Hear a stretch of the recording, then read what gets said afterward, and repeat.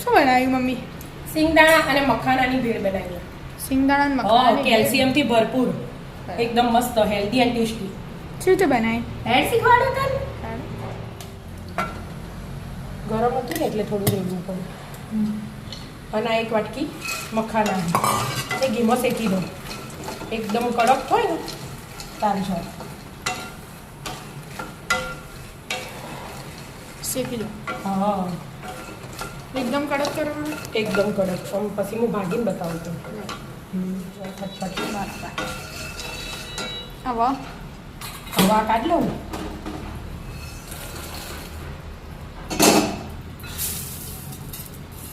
શું ઘી? એક ચમચી ઘી લઈ લઉં. સિંગદાણા શેકી દેવાના. મસ્ત કલર ચેન્જ થાય, એકદમ ક્રિસ્પી થઈ જાય ને કડક કડક ત્યાં લાગે. શેકી દો. હા, શેકાઈએ? હા, જો કાઢવા માંડે ને. હવે એને બહાર કાઢી દેવાના. હા, હવે બહાર કાઢીને ઠંડા થવા દેવાના. ગેસ બંધ કરતો હતો? હવા કાઢી દીધો. અને જો મખાના તો ઠંડા છે ને, કેવો મસ્ત અવાજ આવે. આ સિંગદાણા ઠંડા થવા દેવાના. ગરમ ગરમ આમ જ કાઢી દેવાના. હા, ઠંડુ થવા દો.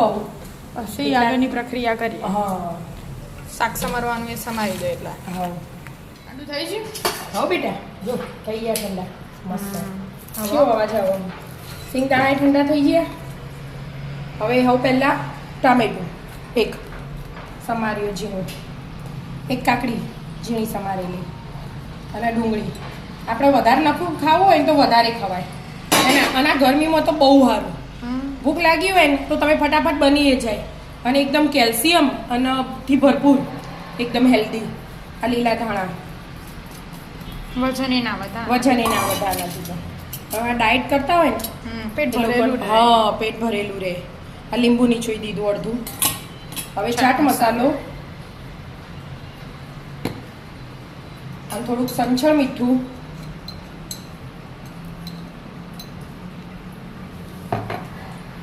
થોડુંક મરચું. બીજું એ જે નખવું એ નખાય, પણ આપણે બીજું નહીં નખવું. બસ ખાલી આટલું નખી દીધું.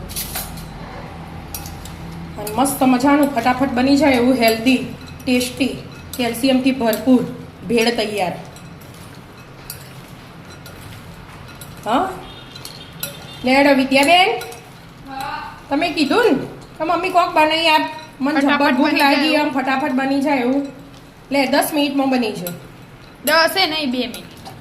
શેકે ને ઠંડુ થવા દેવું પડે ને, એ બધું થઈને 10 મિનિટ. કેટલા શાક સમાર દીધું એ ઠંડુ થયું એટલે. ઓહો ને. સિંગદાણા શરીર માટે હારા, મખાના એ હારા. સિંગદાણા મને થોડા વધારે ના, મને ખબર. બાકી તો શાક છે. હા, અને કાક એવું ગરમીનું તો આ બધું બહુ મસ્ત. લેડો ચાખો છે એવું બન્યું. શ્યામભાઈ આ તો શ્યામભાઈ નહીં ચખાડો. હા, એનું આમાં ચણા બાફી દીધા હોય ને તો ચણા બાફેલા ન ખાય. ચણા એટલે એકદમ મસ્ત લાગે. ચણા હેલ્ધી. ઓ આ તો પપ્પા આયા. લેડો તા પપ્પાને ચખાડી દીધા. મસ્ત બની હોય. મસ્ત બની એટલે થયું. હે મખાનાની ભેળ બનાવીએ. તમે ચાખજો જીવાની. હાથ બાદ ધોઈ ના આવો. હાથ પગ ધોઈ ના આવો.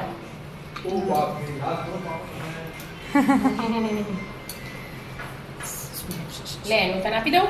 ના મને નહીં. પહેલા પપ્પાને પછી હું તો ખાધી જાઉં. પપ્પા આવો હાથ પગ ધોઈ. હેન્ડ વોશ કરે ના. હેન્ડ વોશ કરું સિયામ એનું બનાવતાય વાર ના થાય અને પેટ ભરાઈ જાય. અને હેલ્ધી નહીં પાછું. હેલ્ધી તો ખરું જ ને. મખાના એ હારા, સિંગદાણા એ હારા.